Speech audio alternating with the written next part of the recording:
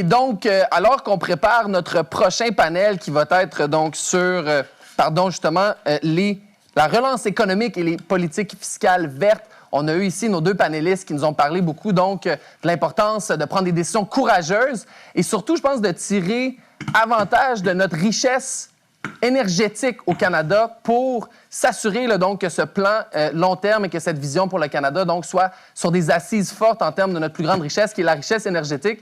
Et alors, donc, pour ce prochain panel, on va parler justement de relance économique et de politique fiscale verte. Et alors, pour avoir cette discussion avec moi, on a Pierre-Olivier Pinault, qui est professeur au département des sciences de la décision à HEC Montréal et titulaire de la chaire de gestion du secteur de l'énergie. On a également Suzanne Métaux, qui est directrice de l'Alliance Switch, qui travaille donc depuis plusieurs années donc, à supporter cette vision d'une transition énergétique verte. Et finalement, donc, notre troisième panéliste est Philippe Dunsky, qui est président de Dunsky et coprésident Efficacité énergétique Canada. Alors, Madame et Messieurs, bonjour et bienvenue à Tax Coop. Bonjour. Bonjour. Merci de l'invitation. Bonjour. Génial. Donc, merci beaucoup de vous joindre à nous. Et sans plus tarder, donc, on peut se lancer dans ce débat, donc, de parler d'une relance économique et de l'importance d'avoir une politique fiscale verte. Donc, tour à tour, on va commencer avec vous, M. Pinault. Une petite discussion d'introduction, là, quelques minutes pour votre allocution d'ouverture. Parfait. Merci beaucoup. Moi, je pense que la relance économique, quand on parle de COVID, est importante, mais comme la deuxième partie du titre d'aujourd'hui, c'est la relance et une politique fiscale verte. Et je pense que ce qui est très important de prendre en compte dans la relance économique, c'est d'arrêter de faire les mauvaises choses qu'on a faites depuis une vingtaine d'années. Une vingtaine d'années, on a, en termes de fiscalité et en termes écologiques, en termes de pollution, on a eu une déconnexion assez grande. On parle d'éco-fiscalité, mais on ne la pratique très, très peu. Commencer avec le marché du carbone, qui est très timide, et au niveau aussi des immatriculations sur des voitures, en 2004, on a au Québec un coût supplémentaire d'immatriculation pour les véhicules à gros cylindrée, 4 litres et plus, mais encore une fois, c'est très marginal comme désincitatif. Mais on a laissé les Québécois et les Canadiens s'endetter énormément pour acheter des gros véhicules. Quand on regarde au Québec, le secteur où ça pose problème, où tout a dérapé en bout de ligne, c'est le secteur du transport. En transport, depuis 20 ans, eh bien, il n'y a aucune amélioration en termes de bilan de gaz à effet de serre. On augmente nos émissions de gaz à effet de serre, on augmente le parc de véhicules et ça pose un grave problème parce que, en termes de bien, c'est de l'endettement des ménages et c'est de l'argent qui est en grande partie parce qu'on n'a pas d'industrie automobile au Québec qui vient créer de l'emploi. Quand on parle de relance économique et quand on parle justement de où l'argent est dépensé au Québec, ben on se dit on a dépensé énormément d'argent pour acheter des gros véhicules.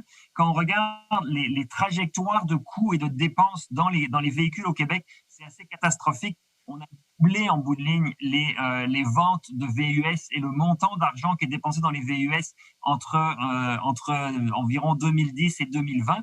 Et donc là, il faut mettre une fin à ça. Et donc je dis, la relance économique, si on veut qu'elle soit verte, il faut vraiment s'attaquer au cœur du problème, qui est pour le Québec le transport, en s'attaquant de façon très, très volontaire des incitatifs à l'achat de gros véhicules et tout l'argent que les gens vont économiser en n'achetant pas d'aussi gros véhicules, mais en achetant des plus petits véhicules, ils vont le dépenser sur des biens et services en plus grande proportion qui vont être faits au Québec. Et donc, c'est ça qui va se faire. Dépenser un 40 000 $ pour un VUS qui est produit à l'extérieur du Québec, mais on va dépenser peut-être un 20 000 $ pour un véhicule qui est peut-être fait à l'extérieur du Québec. L'autre 20 000 $, est quelque chose qui va être québécois, participer à la relance du Québec. Et ça va être vers des véhicules qui sont beaucoup moins énergivores, parce que je pense que c'est important d'être concret. Si on veut avoir il faut être concret. En gros, c'est à assez court terme d'avoir des surcoûts. On parle de bonus-malus, mais je dirais des malus en fonction de la consommation des véhicules.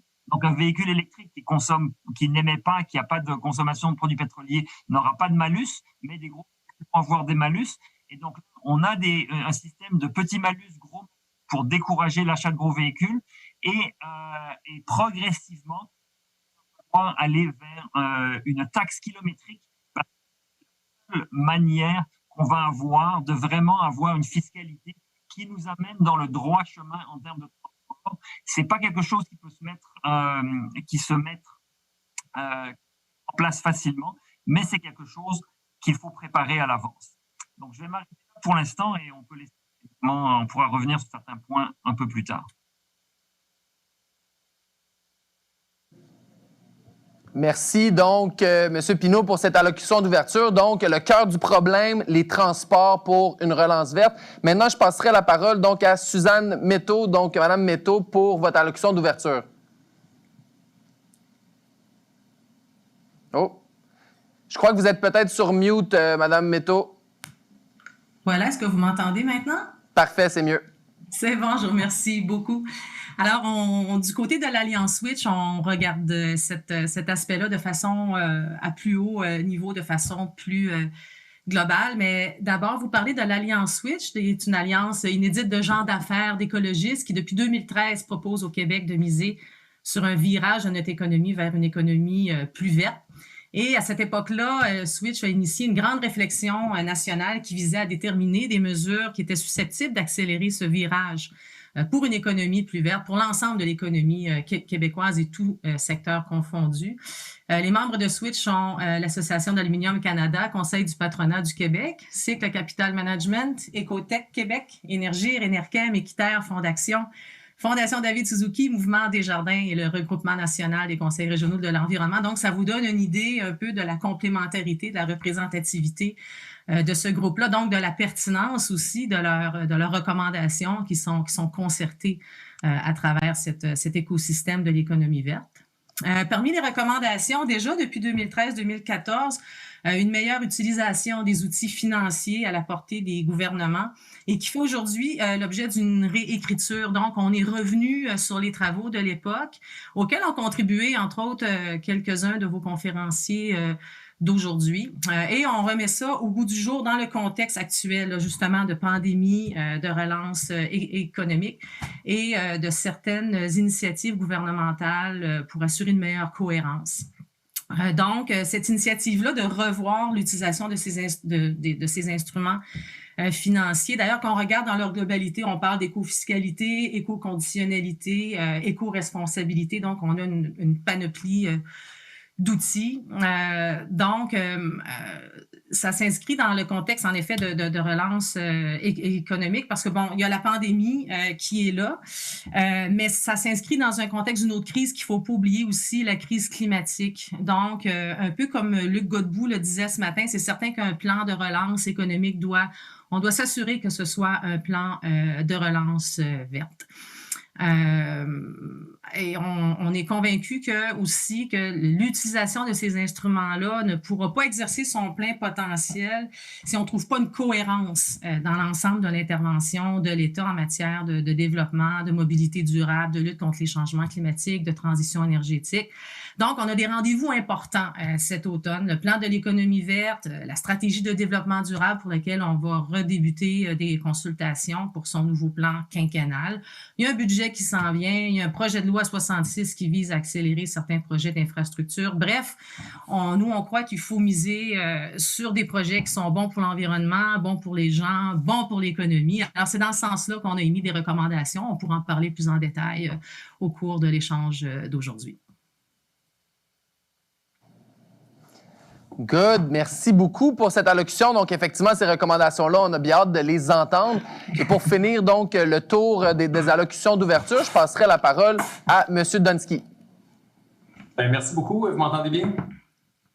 Parfait. OK, excellent.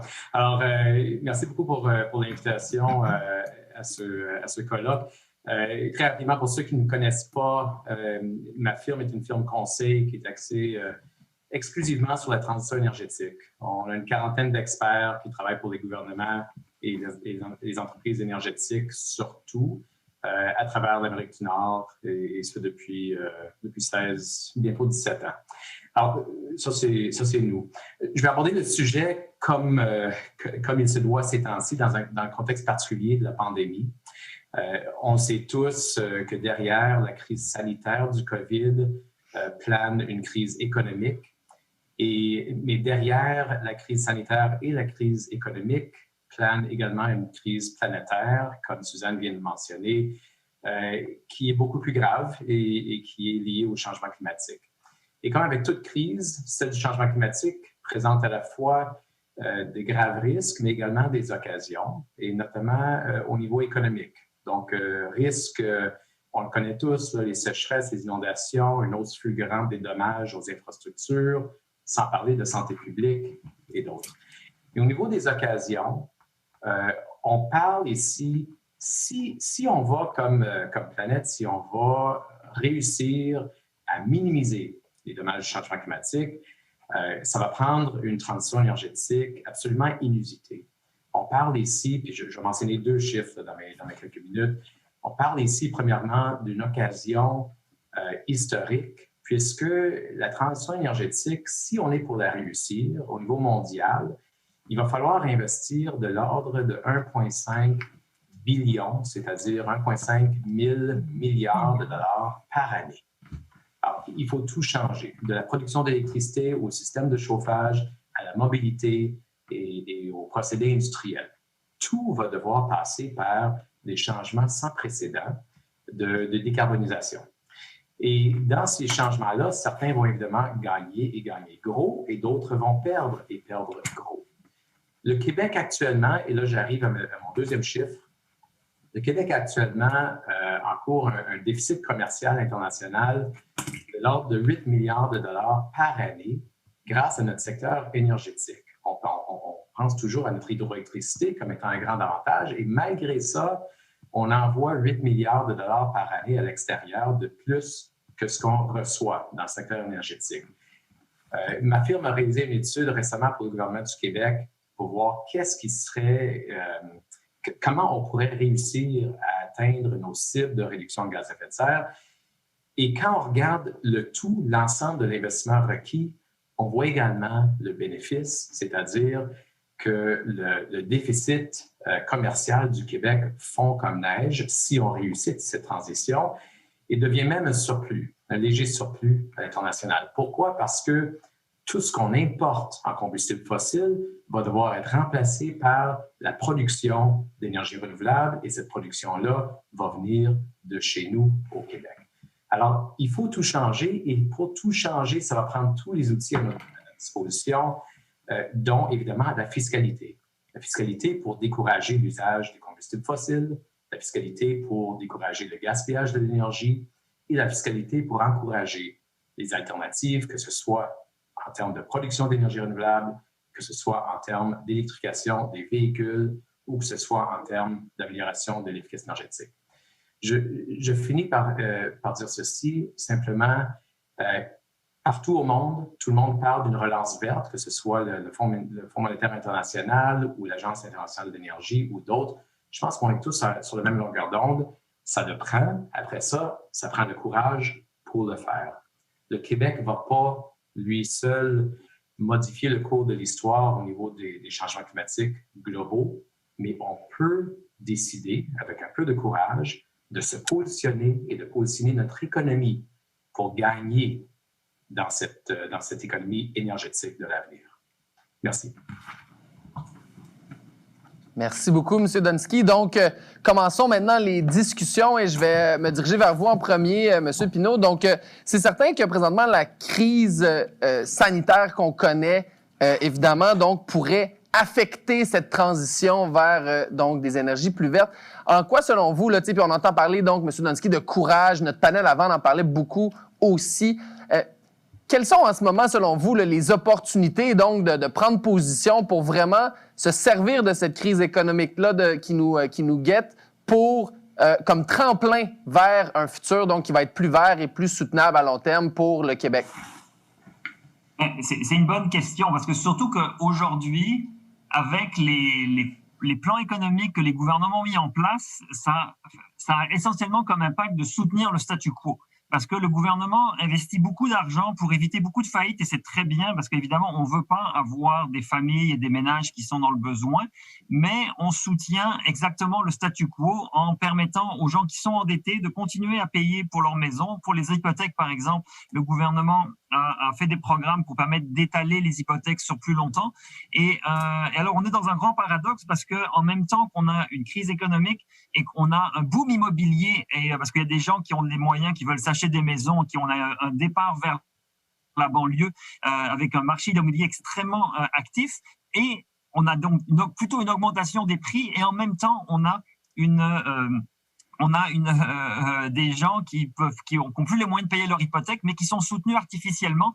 Et donc, on n'a pas le ménage qu'on fait dans nos modes de vie, dans les habitations, dans nos achats, et là-dessus, il y a un problème parce que on est en train de rater une occasion, en fait. On rate une occasion en soutenant l'économie comme on le fait. Eh bien, on ne permet pas de faire cette transition. Et plutôt que de changer nos mœurs, le gouvernement, il nous réenforce dans nos mœurs avec justement une possibilité d'avoir du télétravail. Donc, on va s'installer en région, on va s'installer en banlieue, ce qui nous oblige, ce qui nous ancre encore davantage dans des véhicules individuels, ce qui est exactement l'inverse de ce qu'on devrait faire si on voulait aller vers une économie plus verte.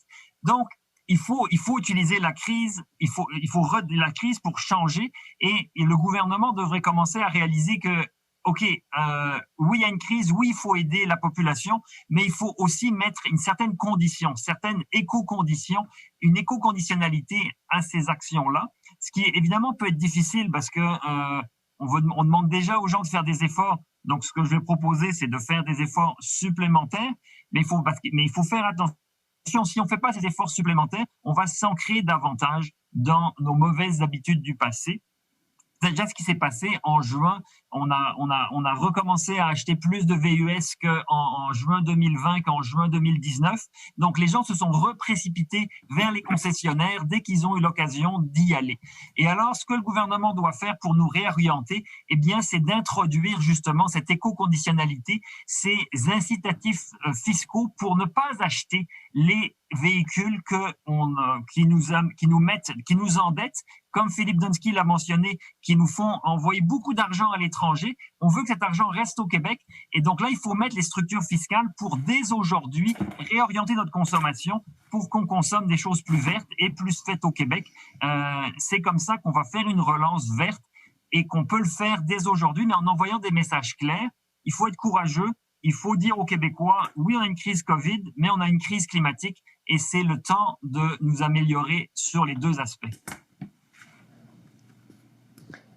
Good. Donc, et encore on parle maintenant, je pense que le gouvernement, évidemment, a dû réagir à cette crise, mais alors qu'on se prépare donc à regarder vers l'avant, M. Pinault, vous nous parlez d'envoyer des messages clairs, et je me retournerai vers vous, Mme Métaux, donc pour savoir, vous avez fait avec Alliance Switch donc plusieurs études et vous avez des recommandations lesquelles pourraient probablement s'apparenter à ce type de message clair que le gouvernement pourrait envoyer. Donc, ces recommandations que vous avez, quelles sont-elles? Alors, c'est un scoop, oui et non. Le document n'est pas encore rendu public, mais en même temps, on s'est inspiré de travaux, comme je vous l'ai dit, de 2013-2014 et des études récentes aussi qui ont été faites, entre autres, au HEC, ainsi que la chaire sur l'écofiscalité de Sherbrooke et ALENA. En fait, je ferai du pouce sur ce que Pierre-Olivier vient de dire, le message clair. Et je vous dirais que c'est beaucoup à partir de cet élément-là que Switch a travaillé. Un message clair de la part des gouvernements serait sans doute de faire preuve d'exemplarité de l'État. Alors, et cette crise-là, on en a parlé plus tôt aussi, présente des opportunités. Alors, les opportunités, c'est d'investir, oui, mais dans une économie qui est l'économie d'aujourd'hui, qui est l'économie de l'avenir. Donc, de ne pas supporter n'importe quelle industrie. Et nous, on croit qu'on devrait plus investir au niveau des technologies propres. Et là-dessus, une des principales recommandations vise les marchés publics, donc de actualiser, consolider, dans le fond, les pratiques gouvernementales qui ont pour effet de privilégier, d'augmenter le volume des acquisitions éco-responsables de toute l'administration publique en intégrant des critères de performance éco-responsables dans les processus d'appel d'offres, qui prennent en compte aussi l'ensemble du cycle de vie, parce que, bon, on s'entend que la vision du plus bas soumissionnaire, ce critère-là, malheureusement, nous prive à long terme là, de réelles retombées positives. Et au niveau des appels d'offres, on recommande aussi de mettre en valeur les technologies propres par l'entremise de projets de démonstration dans les ministères et organismes. Donc, il y a beaucoup de ministères qui ont l'occasion de le faire, que ce soit le ministère de l'Éducation, des Transports, de l'Environnement. Tous ces ministères-là, et je pourrais en nommer une grande liste, là, ont l'opportunité de pouvoir mettre en valeur les technologies propres. Et en termes de plus au niveau de fiscalité, bien justement, là, qu'on puisse permettre la passation de charges immédiates, dans le fond, l'acquisition des charges associées aux technologies propres et bénéficier immédiatement là, dans une même année là, de déduction de l'amortissement fiscal au lieu de le répartir sur plusieurs années. Donc, on pense que c'est des mesures qui pourraient être facilement applicables et encore une fois, sont cohérentes avec ce qui s'en vient, là, le plan de l'économie verte, stratégie de développement durable. On pourra parler aussi, bon, on a parlé du secteur des transports, au-delà de mesures touchant les appels d'offres publics. On recommande toujours aussi l'adoption d'un règlement là, qui concerne le volume minimal de carburant renouvelable dans l'essence et le carburant diesel. Et ça aussi, encore une fois, c'est une mesure qui dans le fond, est à peu de coûts, n'affectera pas là, le portefeuille là, des citoyens et même des entreprises, et au contraire, va bénéficier à des entreprises très innovantes ici qui œuvrent dans ce secteur des technologies propres. Merci. Et donc, M. Donsky, en réponse à ça, donc tantôt vous avez parlé donc de mesures pour décourager certaines pratiques ou pour en encourager d'autres. Moi, j'aime beaucoup la solution donc de partir à la source puis les règles d'approvisionnement du gouvernement. Si les appels d'offres s'octroient donc avec des critères ESG, bien évidemment, tout le monde n'aura pas le choix de suivre la parade pour aller chercher donc ces contrats-là. Qu'est-ce que vous pensez de cette suggestion donc de revoir les règles d'approvisionnement puis donc les politiques d'appels d'offres publics au niveau du gouvernement? Est-ce que c'est une bonne idée selon vous? Je pense que c'est une bonne idée pour beaucoup de raisons. À vrai dire, là, les règles d'appel d'offres doivent commencer à viser davantage sur la qualité et également sur l'impact sur nos cibles en carbone. Alors oui, effectivement, je pense que c'est une très bonne approche. Cela étant dit, évidemment, c'est un outil dans la très grande boîte à outils qu'on a au Québec pour agir. Et bien que ce soit important, je dirais qu'au niveau de la fiscalité, il y a d'autres mesures qui vont devenir de plus en plus importantes également. Je pense notamment au niveau des véhicules électriques. Là-dessus, vous le savez, là, aujourd'hui, on est en mode subvention. On subventionne énormément l'achat de véhicules électriques individuels à hauteur de 8 000 $ par véhicule. On est au début de cette transition. On peut encore se le payer un petit peu plus, mais à un moment donné, on ne pourra plus faire ça. Et à un moment donné, il va falloir, et c'est ça que je pense quand je parle de courage politique, il va falloir regarder des solutions comme la redevance remise pour l'achat pour les véhicules, et d'ailleurs autant personnel que moyens lourds. Donc, la redevance remise, qui serait un outil qui nous permet quand même d'encourager l'électrification des transports, mais sans que ça coûte un bras aux finances publiques du Québec qui, on sait tous, là, vont être sous très, très grande pression dans les prochaines années. Donc, ce genre de choses-là, en plus d'autres solutions comme celle de revoir les pratiques d'approvisionnement, sont nécessaires.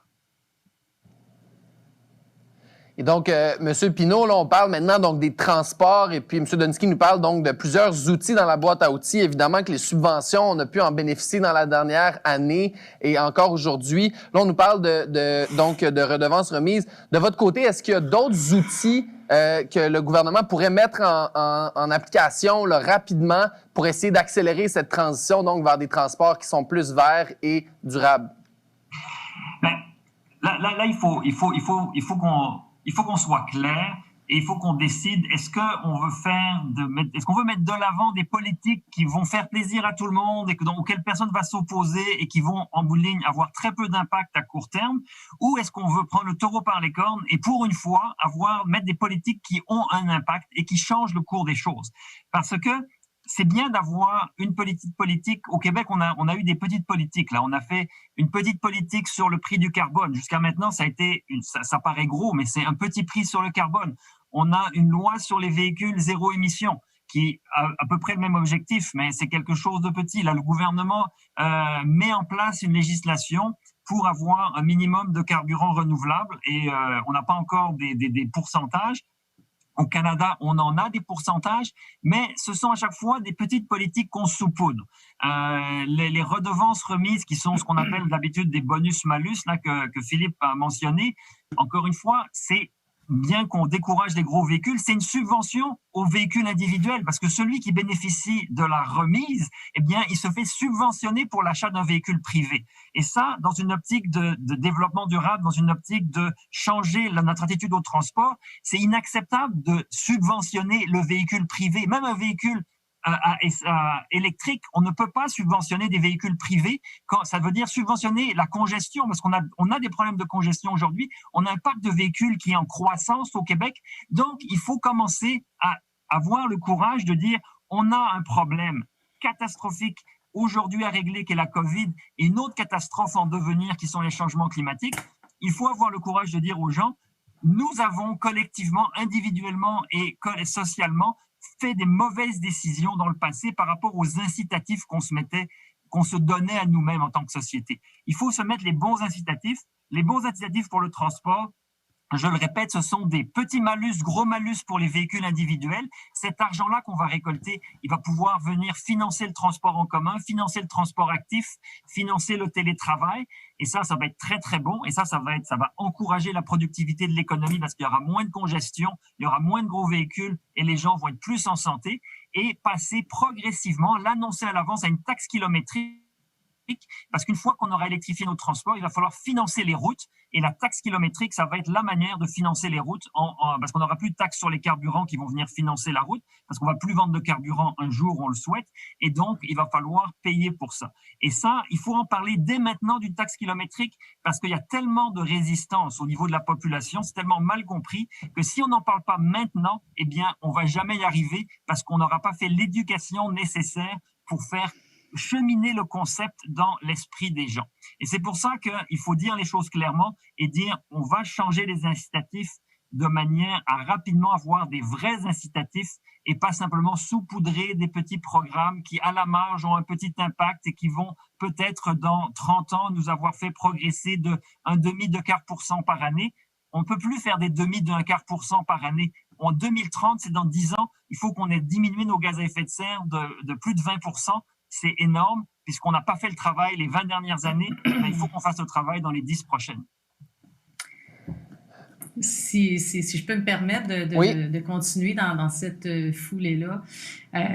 Chez Switch aussi, on a la même observation. Là. C'est beaucoup de petites mesures, de petits plans, de petites actions. Au niveau de l'écofiscalité, il y en a une trentaine juste pour celles-là là, qui ont été répertoriées. C'est pour ça que notre première recommandation, en fait, il y en a deux qui sont assez haut niveau, qui ont l'air un peu bêtes, et c'est assez incroyable d'avoir répété cette chose-là encore en 2020.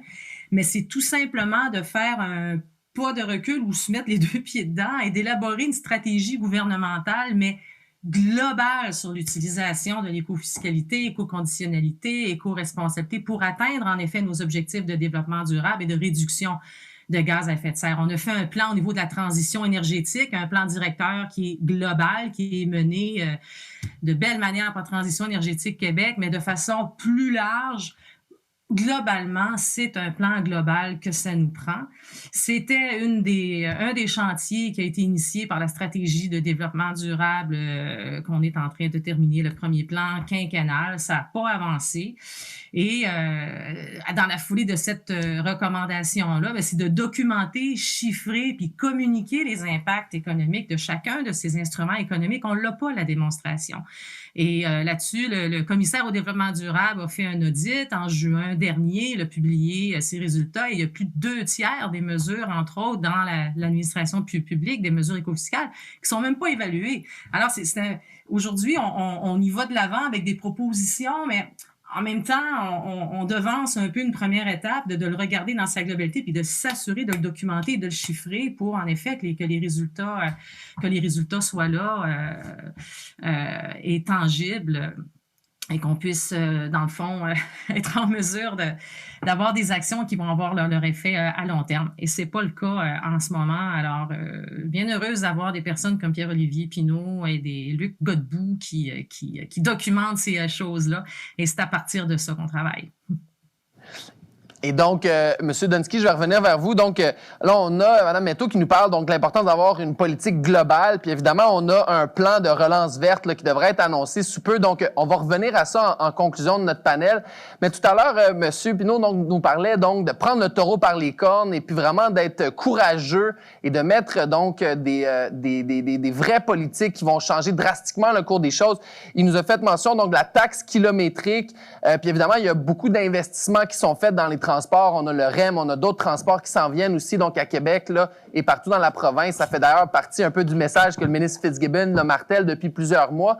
De votre côté, M. Dunsky, donc vous êtes un expert en la matière depuis longtemps. Ça serait quoi prendre le taureau par les cornes et prendre des décisions courageuses aujourd'hui, donc pour le bien-être futur de la province? Merci. Écoutez, c'est beaucoup de choses. Hein? J'aimerais ça avoir une solution magique à sortir et dire voici la chose à faire qui va nous amener à accélérer la transition énergétique d'une façon suffisante. Et bien honnêtement, c'est beaucoup de choses différentes. Alors, je reviens à ce que disait Mme Métaux, le côté éco-fiscalité, ça prend une stratégie globale. On ne peut pas faire ça à la pièce. Alors, il faut le faire côté fiscalité. Il y a le plan d'économie verte qui s'en vient. On va voir ce qu'il y a dedans. C'est sûr que j'ai présidé un comité sur l'électrification. On a mis des recommandations là-dessus. On va voir qu'est-ce qu'il y a là-dedans. Une chose, un exemple peut-être où je pense qu'on peut vraiment aller beaucoup, beaucoup plus loin où on est présentement. C'est au niveau de la loi sur les véhicules à zéro émission qu'on a au Québec. Donc, on est très chanceux. En tout cas, on a fait une bonne chose au Québec. On a été les premiers au Canada à adopter une loi qui exige qu'une part des ventes des manufacturiers soient des véhicules électriques. C'est une très bonne chose. Mais c'était il y a plusieurs années, avant qu'il y ait une éclosion de modèles et d'options. Et il y a lieu de revoir et franchement de rehausser la barre de façon importante. Je suis convaincu qu'au Québec, on a le moyen d'atteindre 100% des ventes de véhicules qui seraient électriques d'ici 2030. Ça, c'est une politique qu'on est capable de mettre en œuvre. On a déjà l'outil législatif pour le faire et ça, ce serait osé et ce serait osé pour le plus grand bénéfice autant de l'environnement que de l'économie québécoise. Et donc, merci. Et donc, M. Pinault, là-dessus, donc d'avoir une cible ambitieuse, 2030, 100% des ventes de nouveaux véhicules sont électriques, ça ressemble beaucoup à ce que la Californie vient d'annoncer. Donc, de ce côté-là, quelle est votre appréciation de cette solution-là, puis à quel point on devrait vraiment mettre une politique agressive de la sorte de l'avant, comme le fait la Californie? J'ai beaucoup de problèmes, moi, avec cette politique-là, parce que c'est ce qu'on vit sur les routes aujourd'hui. On vit la congestion sur les routes. On vit des ménages qui s'endettent parce qu'ils ont 2 véhicules, 3 véhicules. On vit une période d'endettement. Le deuxième poste d'endettement des ménages, ce sont les véhicules. On a des congestions. On a une crise de santé publique parce qu'on a une population qui est plus assez en forme. On a, hormis la COVID, là, on a des tendances à l'obésité parce que les gens ne font pas assez d'exercice, ils font pas assez de transport actif. Et pourquoi? Parce que de plus en plus, ils sont assis dans leur véhicule. Alors moi, on parlait d'approche globale et justement de prendre du recul puis d'avoir une approche globale. J'ai énormément de mal avec une approche au transport qui est essentiellement basée sur l'électrification des transports. On a trop de véhicules qui sont stationnés dans nos stationnements et quand ils sont sur la route, ils sont dans la congestion. Et ça, c'est pas juste à Montréal, c'est dans toutes les villes du Québec. Vous allez à Rimouski, j'ai habité à Rimouski, il y a de la congestion au centre-ville de Rimouski le midi parce que tout le monde va manger au même restaurant, va au même hôpital, va au même cégep. Alors, c'est pas une question de région versus les métropoles, c'est une question que partout, il y a trop de véhicules, ils sont de plus en plus gros, ces véhicules, et c'est peut-être une bonne nouvelle pour certains, il y a de plus en plus de VUS électriques qui sont annoncés, de pick-up électriques qui sont annoncés. Donc, l'objectif, c'est certainement pas de remplacer le parc de véhicules aujourd'hui par des véhicules électriques. L'objectif, c'est de transformer nos transports et d'avoir une mobilité durable. Et c'est pour ça que je pense que oui, on va avoir des véhicules électriques pour les véhicules restants, mais le message à envoyer, c'est qu'il faut moins de véhicules, il faut mieux utiliser nos véhicules, on va économiser et on va se redonner une santé. Et c'est ça qui est le plus important dans les 10 prochaines années, c'est vraiment nous ramener vers un peu plus de rationalité dans la manière dont on envisage la mobilité et les transports au Québec. Et donc, puis je vais revenir vers vous à l'instant, Mme Méto, mais donc pour revoir et réimaginer la mobilité au Québec, donc M. Pinault nous parlait aussi de mesures dissuasives comme une taxe sur le kilométrage pour vraiment faire en sorte que le monde y pense 2 fois avant de prendre leur véhicule. De votre côté, Mme Méto, comment vous voulez réagir à cette intervention-là? Je suis pas en total désaccord, évidemment, avec ce qu'il dit. Par contre, j'ai le privilège de vivre ma COVID, mon confinement en région, à Percé, en Gaspésie. Et donc, la perspective change un peu dans une région où et il n'y a pas de congestion à Percé en passant. Et dans une région où, justement, les services de proximité ne sont pas à proximité. L'hôpital est à 30-40 km de chez toi, l'épicerie... name it, là. C'est difficile de penser que certaines mesures qui sont tout à fait à propos à Montréal le seraient ici de façon entière, sans nuance. Alors, au même chapitre que les infrastructures, les investissements en infrastructures au Québec, par exemple, quand le ministère de l'Éducation paye pour une école, il y a des facteurs de régionalité sur les coûts. Donc, on prend en compte de l'éloignement. Je crois qu'il faudra agir de doigté dans certaines mesures, comme une taxe kilométrique, de tenir compte aussi de l'espace, du territoire à couvrir pour certaines populations du Québec, que ce soit dans le nord du Québec, que ce soit en Gaspésie, en Abitibi, sur la Côte-Nord. Faut faire attention à ces choses-là, donc au caractère régional. Merci pour la précision. Donc ici, on ajoute une nuance là, sur une taxe kilométrique qui est un peu modulée par l'éloignement. Monsieur Pinault, on est vraiment dans le cœur de votre champ d'expertise, donc je vais vous renvoyer la balle. Ça va être d'ailleurs probablement votre dernière allocution là, pendant la discussion. Mais quand je vois après ça un des projets transformateurs comme le REM, qui est un projet donc qui veut réduire l'utilisation donc de véhicules uniques, qui est électrique, est-ce que selon vous, c'est un pas dans la bonne direction? Et sinon, ça serait quoi donc une mesure concrète que vous aimeriez voir donc dans le plan de relance verte qui va être annoncé sous peu par le gouvernement? Donc, le REM, c'est sûr que, étant donné l'inertie qu'on a eue ces dernières années au Québec en termes de notre développement de transport en commun, j'accueille le REM avec une certaine joie. Mais c'est certainement pas, ça n'a pas été décidé de la bonne manière. On a beaucoup parlé d'avoir une vision globale dans l'éco-fiscalité. Ça serait important d'avoir une vision globale dans le développement du transport en commun intra-régional et interrégional. Et la mesure phare, je crois qu'on devrait voir, c'est le développement du transport ferroviaire. Parce qu'on a, avec le transport ferroviaire, une manière de rejoindre les régions, toutes les régions, et d'aller en Gaspésie, justement, saluer Suzanne sans avoir à prendre la voiture. Et Suzanne viendra me chercher en voiture quand j'arriverai à Percé. C'est avec très plaisir. bien. Mais pour faire le voyage, je ne veux pas amener un véhicule individuel là-bas. Il faut qu'il y ait des transports collectifs. Les municipalités du Québec le demandent. Et c'est quelque chose sur lequel il faut plancher aujourd'hui pour avoir des résultats dans 10 ans. Pour le transport des marchandises, c'est la même chose. On a une hémorragie de camions lourds sur les autoroutes du Québec et d'Amérique du Nord. Le camionnage lourd a augmenté de manière éhontée ces 30 dernières années. Et on sait que le transport ferroviaire, c'est 90% moins d'énergie par tonne kilomètre transporté. Donc, il faut commencer à envisager le transfert modal. C'est très difficile, mais si on s'y prend pas à l'avance, on n'y arrivera jamais. Et je pense que c'est vraiment le développement du transport ferroviaire dans les villes avec des tramways et interurbains entre les villes avec des chemins de fer traditionnels, mais qui pourraient être électrifiés bien plus facilement que les camions ou les véhicules. Donc, merci ici pour une recommandation. Donc, les transports ferroviaires, certains pouvaient peut-être penser que c'était du passé. Selon M. Pinault, ça fait surtout partie du futur. Donc, très intéressant. Merci pour cette recommandation.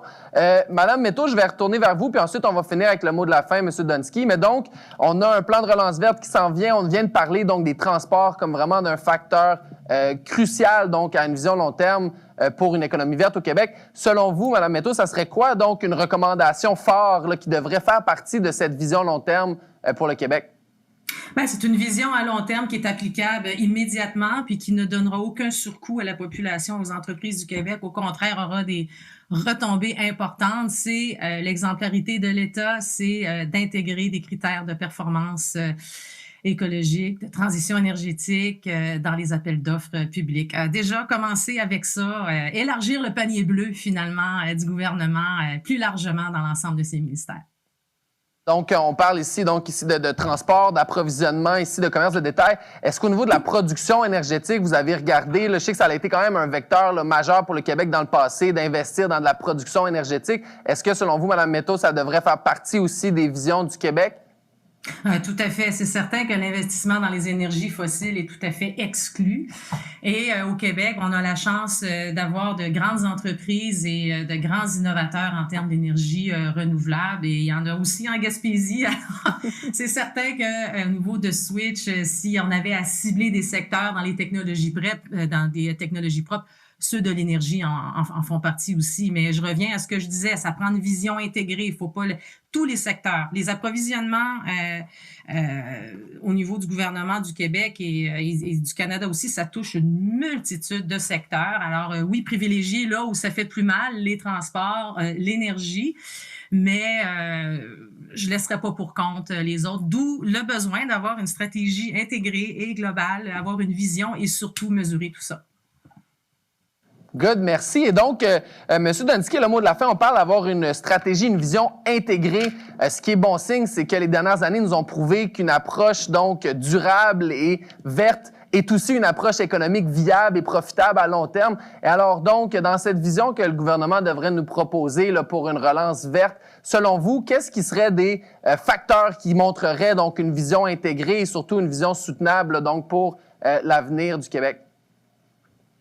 Mais je pense qu'il faut être capable de marcher de la gomme en même temps, hein, comme on dit en anglais.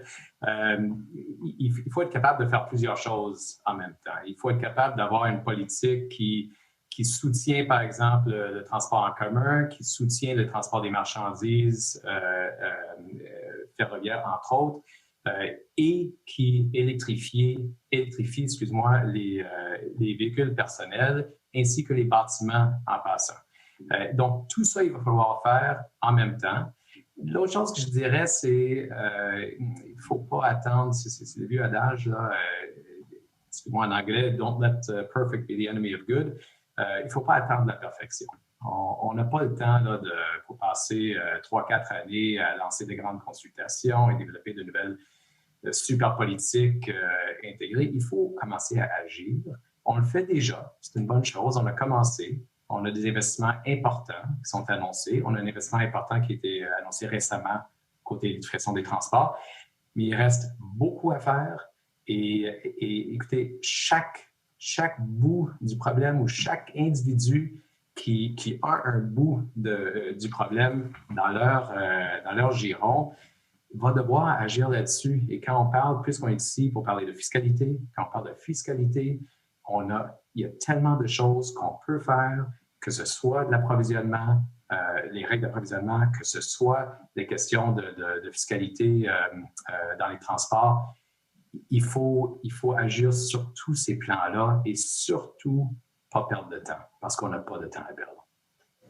Donc, le message est clair, il faut être courageux, il faut agir dès maintenant avec une vision intégrée, là, donc pour s'assurer que nos générations futures donc vont pas payer donc pour une vision d'une relance économique qui est trop court terme. Alors, nos panélistes, merci beaucoup. Donc, Pierre-Olivier Pinault, professeur au département des sciences de la décision à HEC Montréal et titulaire de la chaire de gestion du secteur de l'énergie. Merci aussi à Suzanne Métaux, donc la directrice chez Alliance Switch. Et merci donc à Philippe Donsky, président de Donsky et coprésident Efficacité énergétique Canada. Madame, messieurs, merci pour votre participation. Je suis certain que ça a été bénéfique pour tous nos auditeurs. Donc, merci beaucoup. Ça fait plaisir. Merci beaucoup.